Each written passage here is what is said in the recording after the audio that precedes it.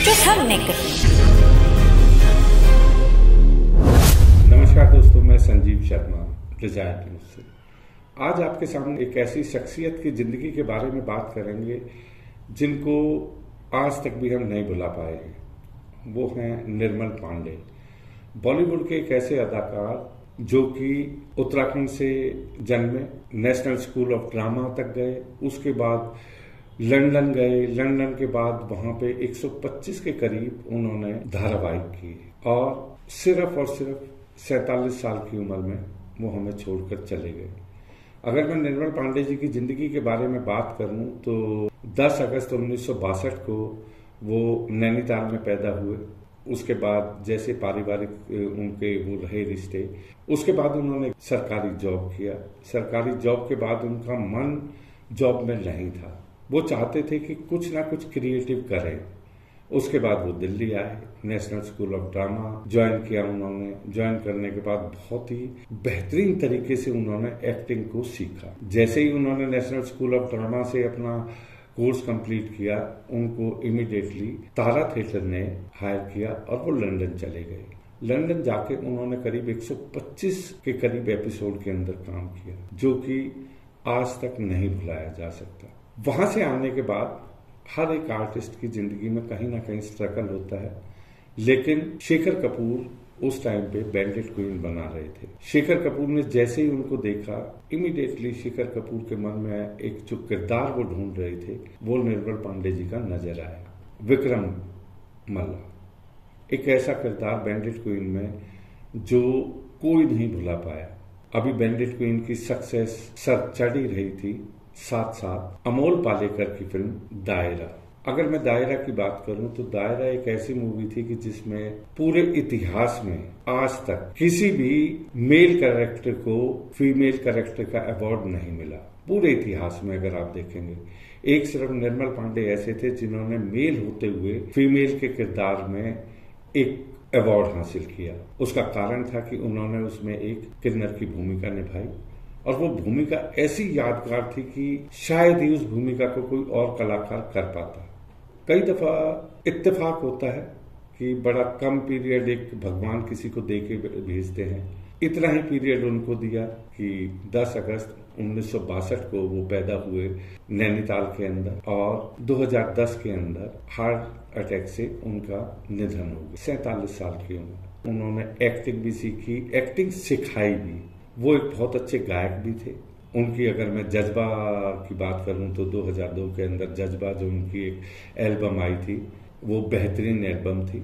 धीरे धीरे वक्त कई दफा बदलता है। उन्होंने बड़े बड़े कलाकारों के साथ काम किया, बहुत ही बेहतरीन फिल्में थी। लेकिन जब समय कम होता है तो लोग धीरे धीरे उन चीजों को भुलाना शुरू कर देते हैं। 2010 से लेकर 2022 आज आ गया। आज मैं बात करूंगा उनके बचपन के साथी और जिन्होंने बैंडिट क्वीन में असिस्टेंट डायरेक्टर का रोल अदा किया था, अनिल दुबे जी की। अनिल दुबे जी के बारे में मेरे पास बहुत अल्फाज बड़े कम हैं, क्योंकि एक डायरेक्टर के बारे में, उसकी क्रिएटिविटी के बारे में हम कितना बता सकते हैं। उन्होंने कितनी फिल्में करी, कितने में उन्होंने प्रोड्यूस भी करी, डायरेक्ट भी करी, वो स्टोरी राइटर भी है। क्या क्या क्वालिटी नहीं है। और सबसे बड़ी क्वालिटी, मैं अगर इन सारी चीजों को अलग करता हूं तो एक जो क्वालिटी उनके अंदर है कि अपने दोस्त की इच्छा को पूरा करना। हमारे निर्मल पांडे जी,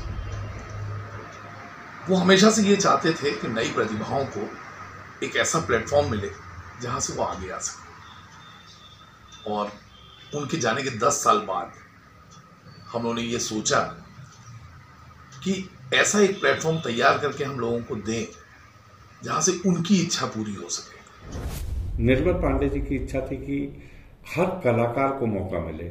उन्होंने गाजियाबाद में एक कॉलेज भी खोला कि ताकि बच्चे वहां पे आएं और बच्चे आके वहां पे सीखें। इसी के साथ साथ जब वो नहीं रहे तो अनिल दुबे जी ने एक जो संस्था बनाई, उस संस्था के तहत, जिसमें निर्मल पांडे फिल्म फेस्टिवल वो करते हैं। पिछले 3 साल से वो इस फेस्टिवल को कर रहे हैं। 3rd अभी होने जा रहा है नैनीताल के अंदर, जो कि उनके जन्मदिन पर शुरू होगा। 10 अगस्त को उनका जन्मदिन है। फिल्म फेस्टिवल भी 10 अगस्त को नैनीताल में शुरू होगा। इस साल हम ये फेस्टिवल नानू भैया की जन्मभूमि नैनीताल में करने वाले हैं।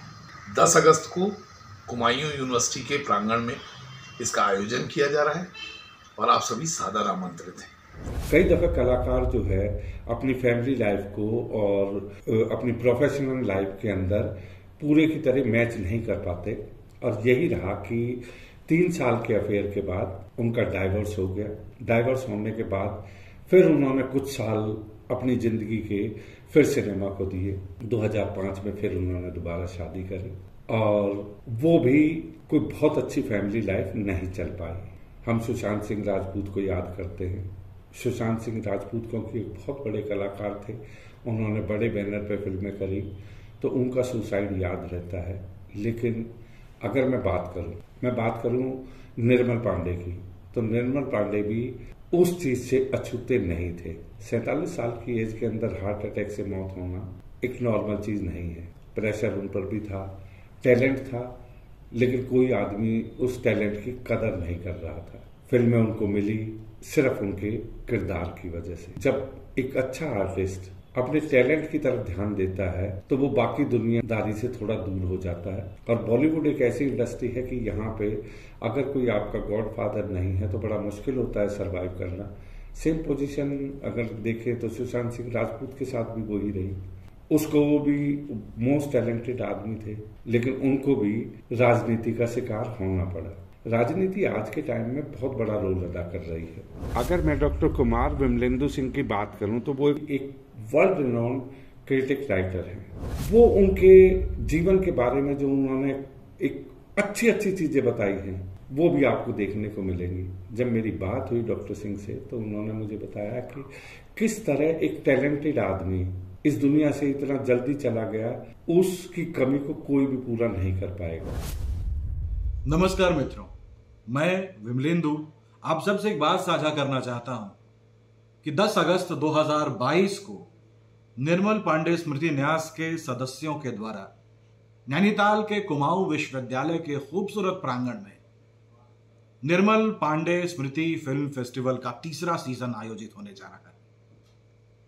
मैं आपसे कहना चाहूंगा कि आप भी इस खूबसूरत से फिल्म फेस्टिवल का हिस्सा बने। जब मैंने बॉलीवुड एक्टर आशीष चटर्जी से बात करी तो उनकी आंखें नम थी, क्योंकि कोई भी कलाकार अगर अच्छा किरदार निभाता है तो उसको कोई नहीं भूलता।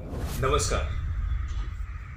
निर्मल पांडे स्मृति न्यास द्वारा आयोजित निर्मल पांडे स्मृति फेस्टिवल इस बार कुमायूं यूनिवर्सिटी नैनीताल में 10 अगस्त 2022 को आयोजित किया जा रहा है। इस साल का फेस्टिवल 3रा अध्याय है।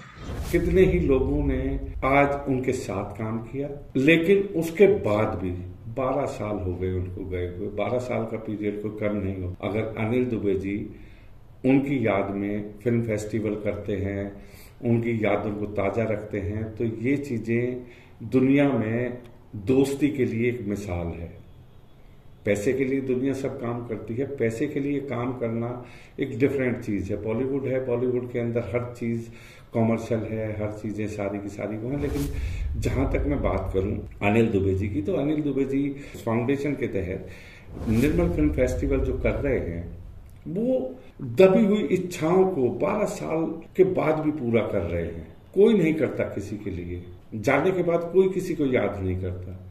ये दुनिया का एक कड़वा सच है कि जो दिन पहला दिन होता है जब इंसान जाता है, तो पहले दिन का आप रोना देख लीजिए और 13 दिन तक आप किस तरीके से उन चीजों को भूल जाते हैं। क्योंकि इंसान के अंदर जो दिमाग है वो दिमाग सुपर पावर दे दिया, लेकिन उसकी जो इच्छाएं हैं, जो उसकी शक्तियां हैं, वो एक जानवर से भी बुरी हैं। इसको भूलने की आदत बहुत जल्दी है, हम बहुत जल्दी भूल जाते हैं। जैसे ही कोई आदमी हमारी आंखों से ओझल होता है हम उसको भूल जाते हैं। तो निर्मल पांडे की अगर मैं जीवनी के बारे में देखूं तो उन्होंने 47 साल की उम्र में जो मकाम हासिल किया और जो वो छोड़ के गए हैं आने वाली जनरेशन के लिए, जो छोड़ कर गए हैं वो छोड़ के गए हैं कला। वो बॉलीवुड में आने के बाद भी उनका नेशनल स्कूल ऑफ ड्रामा से कभी भी नाता नहीं टूटा। उनका पहला और आखिरी प्यार ही नाटक रहा। उन्होंने तारा थिएटर के साथ 125 नाटक किए, कितनी ही बॉलीवुड भूमि की। उसके अलावा उन्होंने बैंडिट क्वीन के अंदर बेहतरीन रोल किया अगर मैं दायरा की बात करूं तो उसके अंदर भी उनको कितने अवार्ड मिले, वो भी नेशनल लेवल पर। तो मैं दोस्तों सिर्फ इतना ही कहना चाहूंगा डिजाइन न्यूज के साथ कि अगर किसी आदमी की, अपने आप किसी साथी की अगर कोई इच्छा पूरी करते हैं तो जिंदगी में ये उसके लिए सबसे बड़ा गिफ्ट होगा। निर्मल पांडे फिल्म फेस्टिवल जो कि नैनीताल में होने जा रहा है, मैं पूरी टीम को डिजाइन न्यूज की तरफ से दिल से बधाई देता हूं, क्योंकि वो उसके एक डिजायर को पूरा कर रहे हैं। तो मैं सिर्फ इतना ही कहूंगा कि आने वाले समय में हमें ऐसे ऐसे महान कलाकारों को हमेशा याद रखना चाहिए, हमें उनको कभी नहीं भूलना चाहिए। Thank you. Only on Desire News, वास्तविकता वही जो हमने कही।